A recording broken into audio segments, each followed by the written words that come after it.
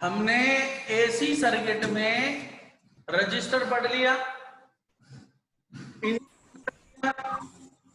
अब बेटा पढ़ना है कैपेसिटर। जब मैं रजिस्टर को एसी सोर्स से कनेक्ट करता हूं तो करंट और ईएमएफ एक ही फेज में रहते हैं। जब मैं इंडक्टर को कनेक्ट करता हूं तो बेटा करंट 90 डिग्री पीछे हो जाती है इंडक्टर ईएमएफ से। अब यदि मैं एक कैपेसिटर को एसी सोर्स से कनेक्ट करता हूं तो क्या बिहेवियर होगा,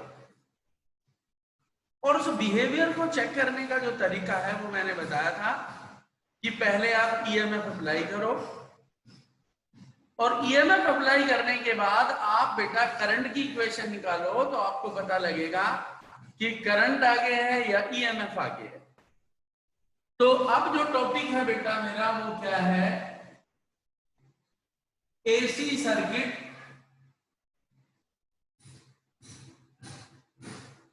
containing capacitor only।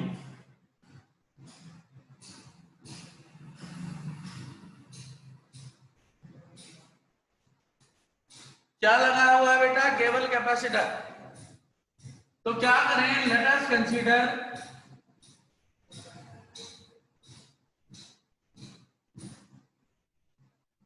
a capacitor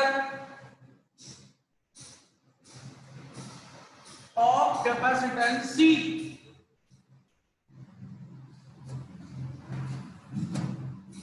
is connected to the AC source of EMF E। EMF E से बेटा इसे कनेक्ट कर दिया। ये एक कैपेसिटर क्या है, ये बेटा एक AC source,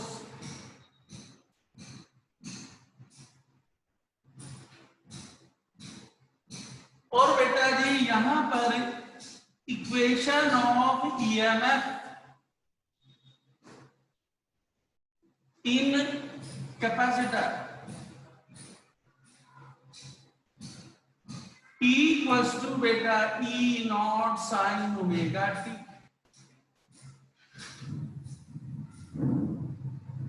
Then for equation of current,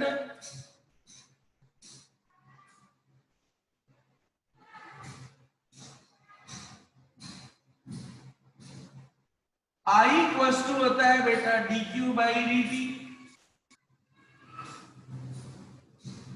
but in capacitor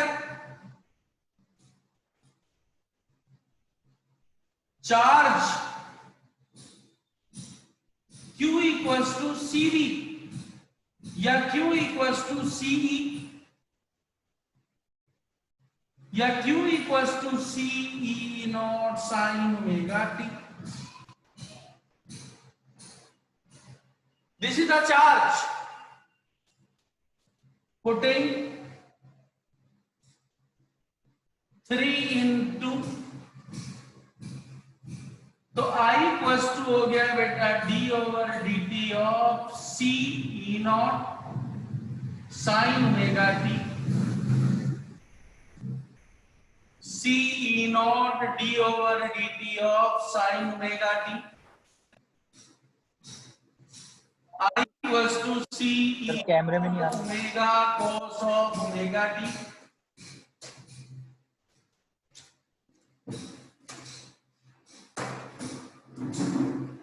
तो बेटा I equals to E naught divided by 1 upon omega C cos omega t, where 1 upon omega C equals to HC। Omega होता है 2 pi nu, तो XC equals to 1 upon 2 pi nu C, और XC को कहते हैं बेटा capacitive reactance, capacitive reactance, that is, namaste beta, the resistance offered by the capacitor,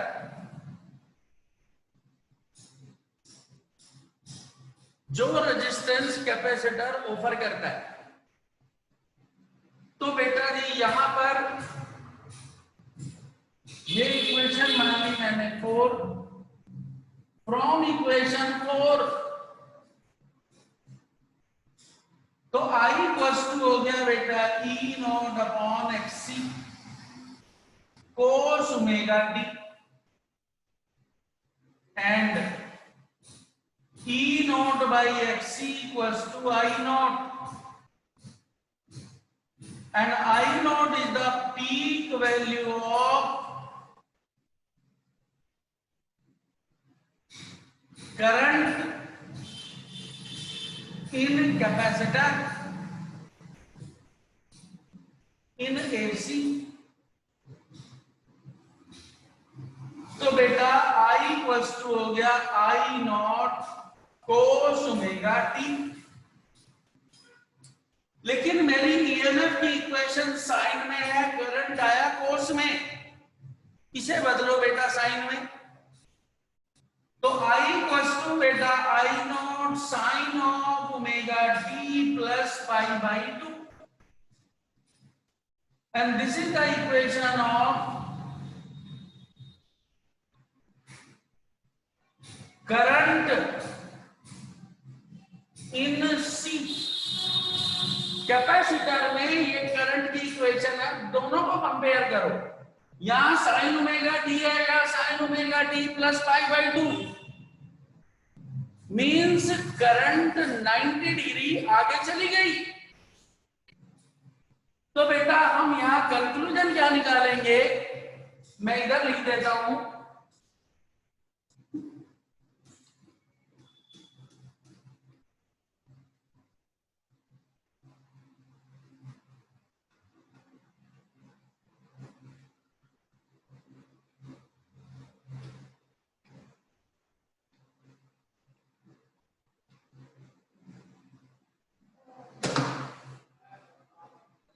तो from first and fifth E lags behind I by pi by 2 in phase, that is phase difference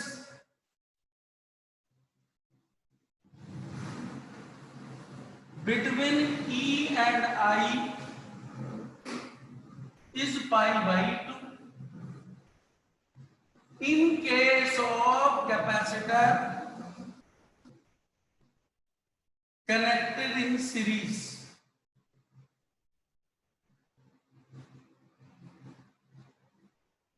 तो अब 3 conclusion हुए बेटा, यदि register लगा हुआ है तो करंट और पोटेंशियल ईएमएफ दोनों एक ही फेज में होंगे। दूसरा बेटा यदि केवल इंडक्टर लगा हुआ है तो करंट 90 डिग्री पीछे होगा, और यदि कैपेसिटर लगा हुआ है तो ईएमएफ 90 डिग्री पीछे होगा। अब ये कॉन्सेप्ट को देखने के लिए पहले तो ओमेगा एक्सी और ओमेगा के बीच का ग्राफ क्या था बेटा, इनवर्सली प्रोपोर्शनल। एक्सी और फ्रीक्वेंसी के बीच में ग्राफ क्या होगा बेटा, इनवर्सली प्रोपोर्शनल। और current E not upon XC 1/2 pi nu C, तो I not equals to 2 pi nu C E not, that is I not is directly proportional to new.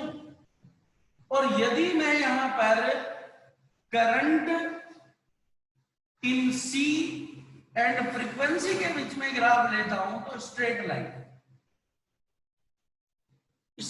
Line होगी। और यदि बेटा यहां पर डीसी हो जाए, वो मैं नोट बाद में लिखूंगा अभी, तो ये करंट का ग्राफ हो गया, ये एक्सी और फ्रीक्वेंसी का ग्राफ हो गया, ये एक्सी और ओमेगा के बीच में ग्राफ हो गया। अब बात आती है बेटा यहां पर वेव डायग्राम और फेजर डायग्राम।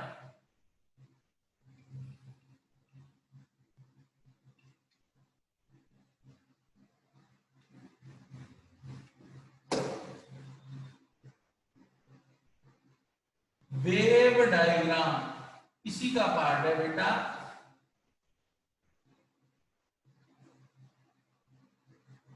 ये मेरे पास ईएमएफ और करंट, और ये था बेटा टाइम।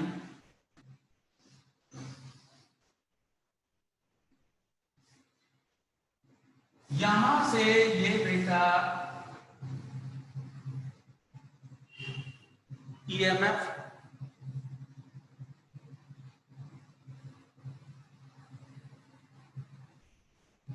और बेटा करंट 90 डिग्री आगे होगी तो करंट बेटा ऐसे।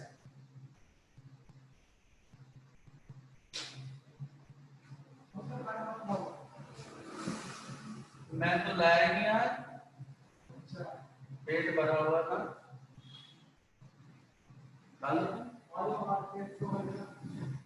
देखता हूं। तो बेटा जी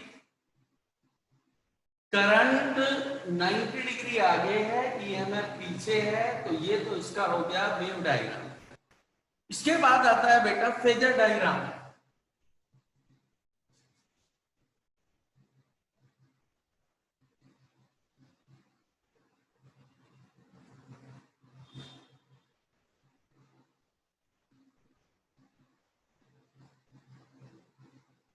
ये ई एंड आई, ये बेटा ईएमएफ।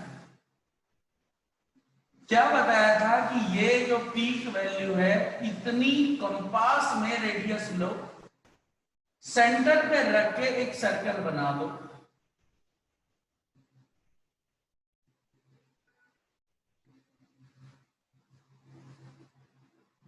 और बेटा यहां से टेंजेंट ड्रॉ करो।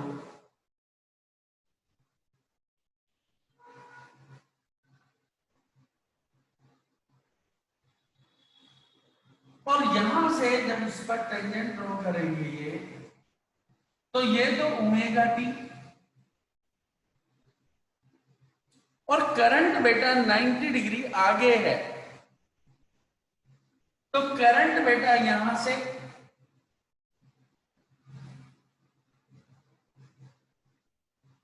ये पीक वैल्यू है, पीक वैल्यू का फिर बेटा एक सर्कल लो, और इसे बेटा पीछे ले आओ, क्योंकि ये सेकंड क्वाड्रेंट है। हमारे पास करंट का एक्सप्रेशन क्या था, ईएमएफ थी बेटा E equals to E naught sine omega T,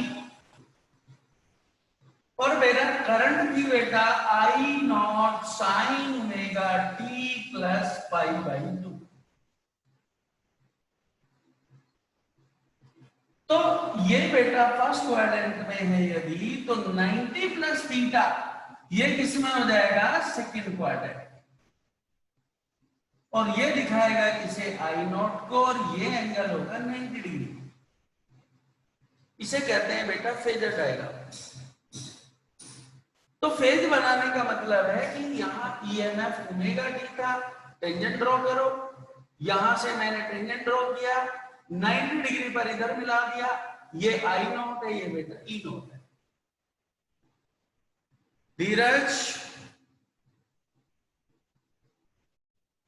Dheeraj yes sir. कोई प्रॉब्लम बेटा? No sir. और किसी को? अमित? No sir. कोई प्रॉब्लम बेटा? अबे वो रोहित के पापा का फोन आया था, तो रोहित क्यों नहीं आया क्लास में? सर पता नहीं सर, पूछना पड़ेगा। पूछ जरा मैसेज, उसके पापा का फोन आया था। Yes sir. तो बेटा मेरे पास तीन जो एक्टिव एलिमेंट्स थे, मैंने तीनों को डिस्कस किया। रेजिस्टेंस में करंट और ईएमएफ सेम फेज, इंडक्टर में करंट 90 डिग्री पीछे, कैपेसिटर में करंट 90 डिग्री आगे। अब इन तीन कॉन्सेप्ट को लेके मेरे पास एक तो नोट है, तो मैं नोट डिस्कस करूंगा पहले। यदि पीडीएफ में नहीं आए हैं तो अगली पीडीएफ में आपको नोट मिल जाएंगे। क्योंकि कैपेसिटर डीसी करंट को क्यों ब्लॉक करता है, तो रजिस्टर, इंडक्टर, कैपेसिटर, इनके रेजिस्टेंस क्या होते हैं, तो मैं एक पूरा चार्ट बना के देता हूं आपको, और उसका स्क्रीनशॉट ले लेना, नहीं तो मैं अगली पीडीएफ में आपको डाल दूंगा ये। तो बेटा मेरे पास तीन एलिमेंट्स थे, और सोचने वाली बात यह है कि इन तीनों में मुझे क्या क्या चाहिए। देखो, तभी बेटा मैं बल्ब वगैरह के क्वेश्चन को डिस्कस कर सकता हूं।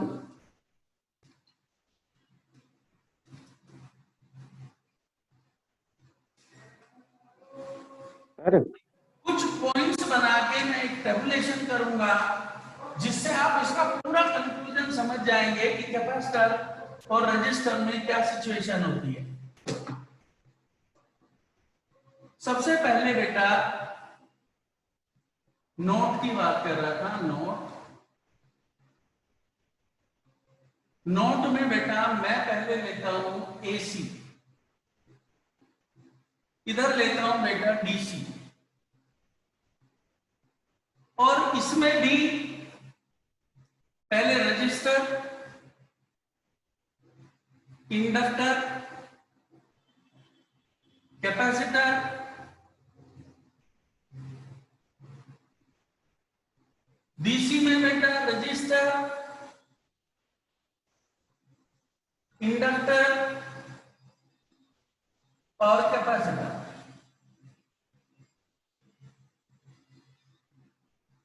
तो पहला केस क्या है मेरे पास, ईएमएफ। रजिस्टर में E equals to E naught sine omega t होता है, इंडक्टर में भी सेम होता है E naught sine omega t, capacitor में भी E naught sine omega t. Resistor में यहां केवल बेटा वोल्टेज होती है, यहां पर ईएमएफ बेटा minus D I upon D T of L होता है। कैपेसिटर में बेटा V equals to Q by C होता है।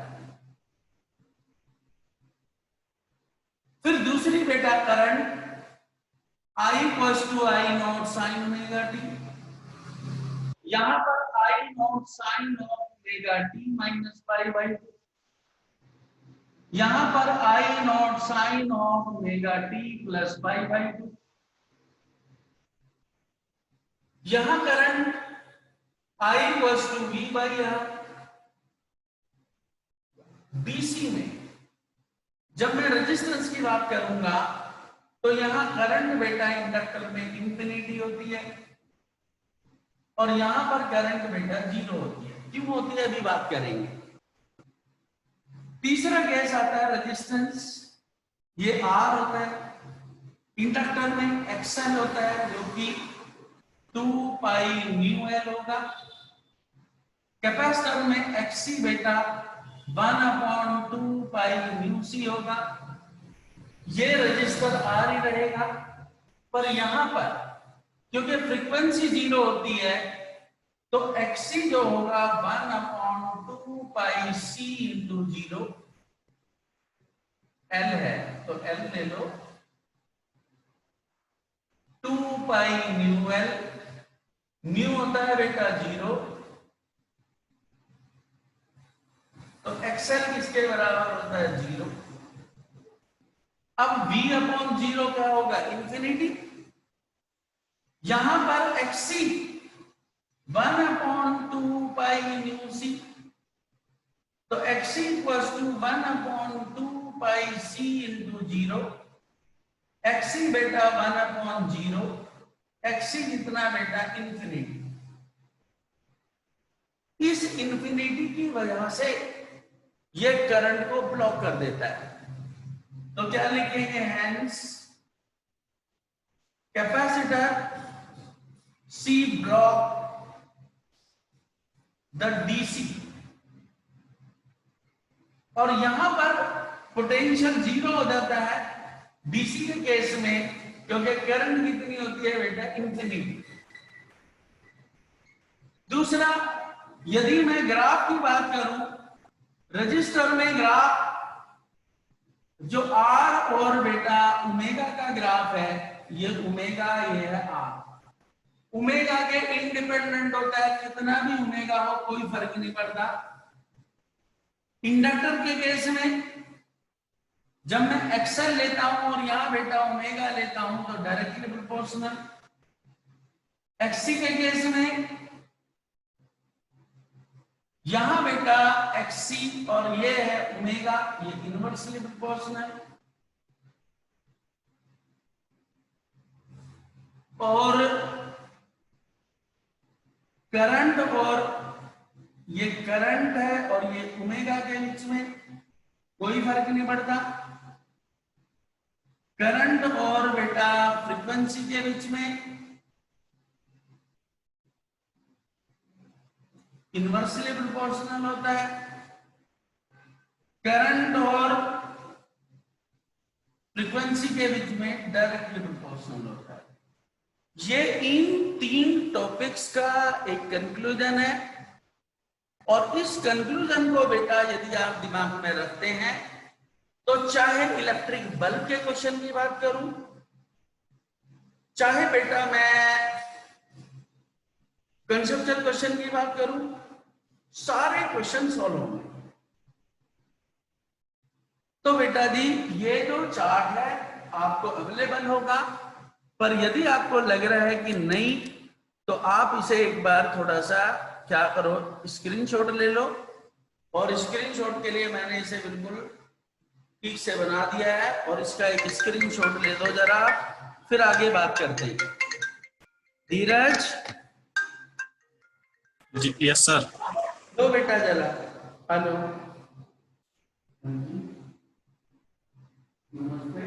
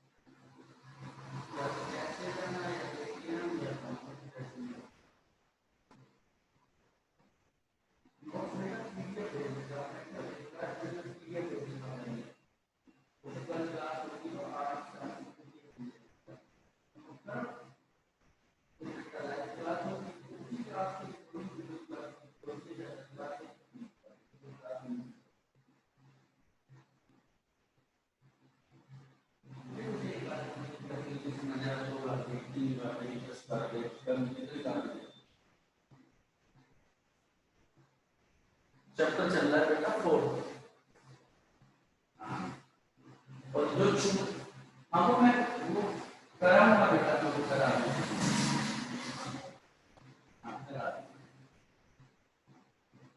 ठीक है, मुझे मैं व्हाट्सएप कर देना बेटा।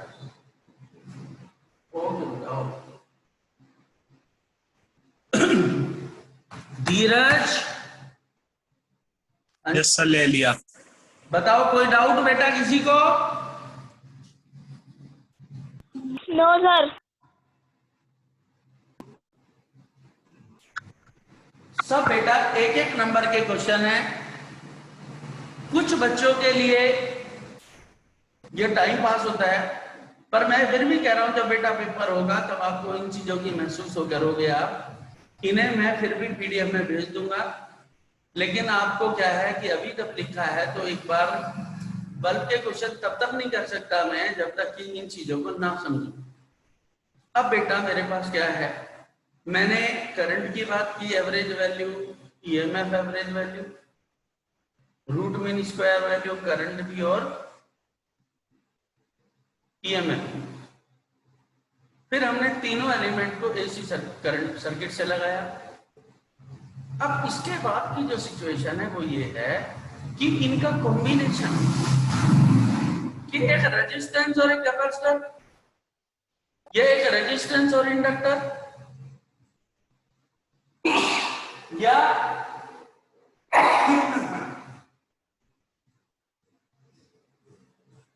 इंडक्टर और कैपेसिटर किस तरह से बिहेव करेगा। सर हाँ बेटा, सर जैसे ये करंट में लैग करते हैं, लीड करते हैं, पर ये ईएमएफ सबका सेम होता है? क्योंकि ईएमएफ बेटा हम इंप्लीमेंट करते हैं ना बच्चे। जब हम कहीं से एसी सोर्स देंगे तो हमने ईएमएफ लगा दिया, पैरेलल में होते हैं ना सब, तो ईएमएफ तो सबका सेम ही रहेगा बेटा। अच्छा ठीक है। करंट ही तो अलग अलग होगा ना बेटा। यस। अब बेटा हम बात करेंगे पहले आरएल सर्किट। एक रजिस्टर, एक इंडक्टर सीरीज में लगे हुए हैं। फिर हम बात करेंगे आरसी सर्किट, फिर तीनों को लेंगे आरएलसी सर्किट, पावर्स की बात करेंगे। बस ऐसे चैप्टर खत्म हो जाएगा ये, समझ गए? तो बेटा पहले यार मन तो था नहीं बेटा, क्या नीचे रख दे, शनि ले तो उसे दे देना,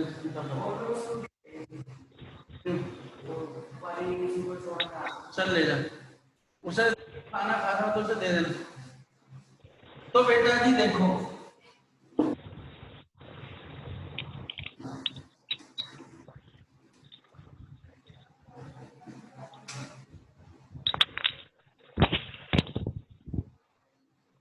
कुछ बच्चे आज गणेश विसर्जन में बिजी हैं।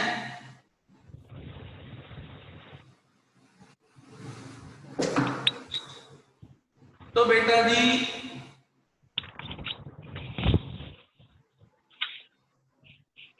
सबसे पहले है मेरे पास आरएल सर्किट।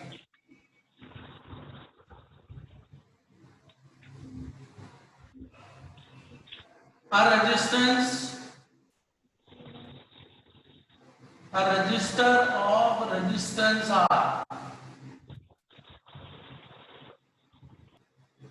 इंडक्टर, सर दिख नहीं रहा थोड़ा सा। बेटा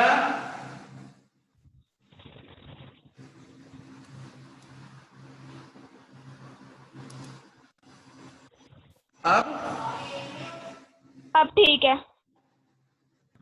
inductor of inductance L are connected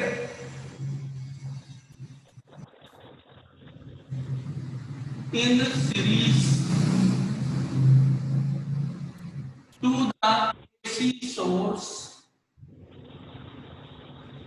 of EMF E। यहां पर बेटा एक रेजिस्टेंस, एक inductance,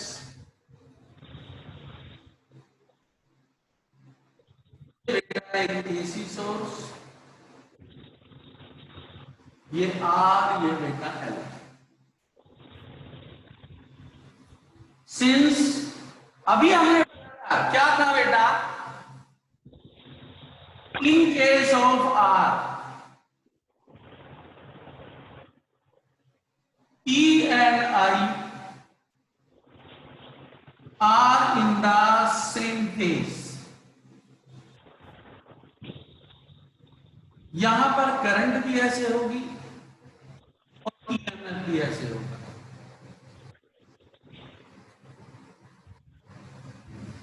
In case of L, I lags behind